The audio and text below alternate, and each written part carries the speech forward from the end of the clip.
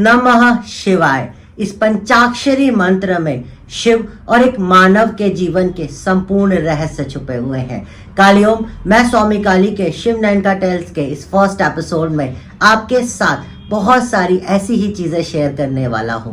तो सबसे पहले जो लोग इस चैनल पे नए हैं वो बेल का आइकॉन दबा के सब्सक्राइब कर लीजिए ताकि आप आगे के एपिसोड आपको मिल सके और आप एक संपूर्ण रहस्य जान सको अपने अस्तित्व का। तो शिव के अस्तित्व की अगर हम बात करें तो पंच महादेव से उत्पन्न, पंच महाभूतों से उत्पन्न शिव या सदाशिव एक ऐसी ऊर्जा के रूप में व्याप्त है जिनका व्याख्यान शिव महापुराण में किया गया है। शिव महापुराण में सूत जी के अनुसार, शिव महापुराण में के अनुसार जब विष्णु और ब्रह्मा जी का युद्ध हो रहा था तब शिव एक अग्नि स्तंभ के रूप में उत्पन्न हुए और दोनों के मध्य में आ गए। मध्य में आने की वजह से उन दोनों का युद्ध रुक गया और शिव ने तब अपना परिचय दिया और शिव के उस परिचय से शिव के पंचाक्षरी रूप का या शिव के पंच महाभूत रूप का हमें ज्ञात हुआ या हमें ज्ञात होता है उस शिव महापुराण के अध्याय से।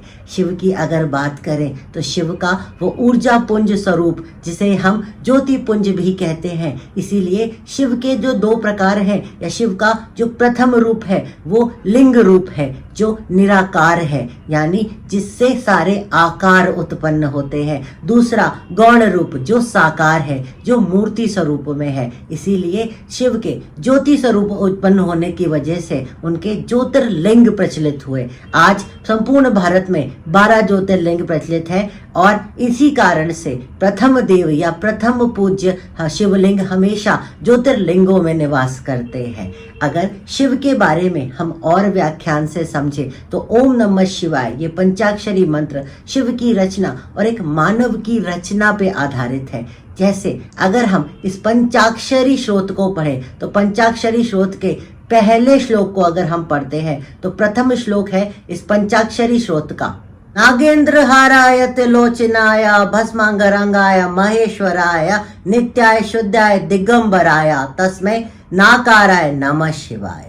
यानी नाग को हार के रूप में धारण करने वाले, तीन लोचन यानी त्रिनेत्र को धारण करने वाले, भस्म को अपने संपूर्ण शरीर पे धारण करने वाले ऐसे महेश को हम, नित्य शुद्ध दिगंबर को धारण करने वाले ऐसे महेश को हम नाकार के रूप में यानी ना आकार के रूप में प्रणाम करते हैं। ना आकार ना यानी पृथ्वी तत्व। पृथ्वी तत्व शिव के पंच तत्वों में से एक है, शिव के पंच रूपों में से एक है। शिव ने अपने 5 मुख्य कार्य बताए हैं। पहला सृष्टि, दूसरा पालन, तीसरा संहार, चौथा तिरोभार और 5वां अनुग्रह। पहला सृष्टि, सृष्टि यानी सृजन करना, सृजन करना यानी किसी चीज का क्रिएशन करना। क्रिएट करता है एक धरती, एक पृथ्वी तत्व। शिव का नमः शिवाय यानी ओम नमः शिवाय में नमः शिवाय का पहला शब्द ना पृथ्वी तत्व से लिया गया। एक मनुष्य के अंदर भी सृजन करने की शक्ति होती है, इसीलिए वो पुरुष हो या स्त्री हो वो एक सृजनकर्ता के रूप में व्याप्त है।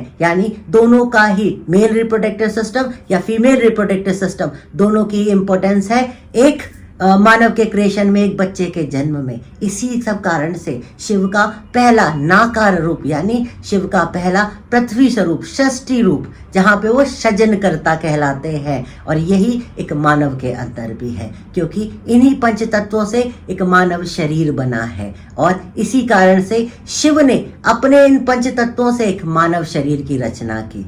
अगर कोई भी इंसान, कोई भी मनुष्य अपने सृष्टिकर्ता या सृजनकर्ता रूप का अनुग्रह यानी सृजनकर्ता रूप का अपमान करता है तब वो कहीं ना कहीं अपने जीवन में दुख व्याप्त करता है। आप क्रिएटिव नहीं हैं, आप क्रिएशन से दूर भाग रहे हैं। आप कहीं ना कहीं आज के समय क्या हो रहा है कि बहुत सारे लोग शादी के बाद बच्चे पैदा करने से डरते हैं, मतलब अपने वंश को वृद्धि के लिए डरते हैं और गलत तरीके से आप किसी के साथ संबंध रखते हैं। इस तरह के गुण जो शिव ने हमें सृष्टिकर्ता के रूप में गुण दिया उसका हम कहीं ना कहीं अपमान कर रहे हैं, अवहेलना कर रहे हैं। और जब हम ऐसे स्वरूप की अवहेलना करते हैं तभी हमारे जीवन में दुख आता है और हमारे जीवन में इस तरह की बहुत सारी परेशानियां आती हैं। यानी हमेशा आप क्रिएटिविटी के साथ कनेक्ट होइए। आप जैसे ही क्रिएटिविटी के साथ कनेक्ट होंगे, आपके जीवन से दुख हट जाएगा, क्योंकि आप प्रथम तत्व या प्रथम शिव,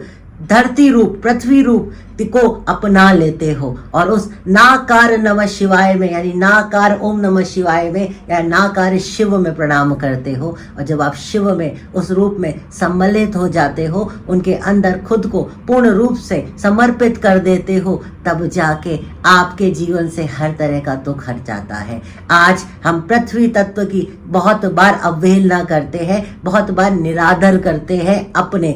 आज बहुत सारे लोग जमीन पे बैठने से भी संकोच करते हैं। आज बहुत सारे लोग ये बोलना कि वो किसी पृथ्वी के साथ बैठ के कोई उपासना कर ले, या होता है ना बहुत बार लोग किसी कोई पूजा या रिचुअल बोला जाए तो जमीन पे नहीं बैठ पाते, बोलते हैं हम कुर्सी पे बैठेंगे, हम किसी आसन पे बैठेंगे। इस तरह की चीजें, यानी जहां पे जरूरत हो, जहां पे विधि ने विधान में लिखा गया है, वहां पे आप पृथ्वी तत्व के साथ जुड़िए। अगर किसी कारणवश आप नहीं बैठ पा रहे हैं तो कहीं ना कहीं अपने किसी ना किसी अंग को पृथ्वी से जोड़ के रखिए, और सबसे पहले पृथ्वी तत्व की शुद्धि करिए। किसी भी तरह का कोई आप अनुष्ठान, किसी भी तरह का कोई आप यज्ञ, किसी भी तरह का कोई आप रिचुअल, कोई हीलिंग, कुछ भी ऐसा आप करने जा रहे हैं तो प्रथम पृथ्वी तत्व को आप प्रणाम करिए, क्योंकि ये शिव के प्रथम रूप को प्रणाम है। और आपके अंदर जो ये पंचाक्षरी रूप में शिव निवास करते हैं, उसको प्रथम प्रणाम है।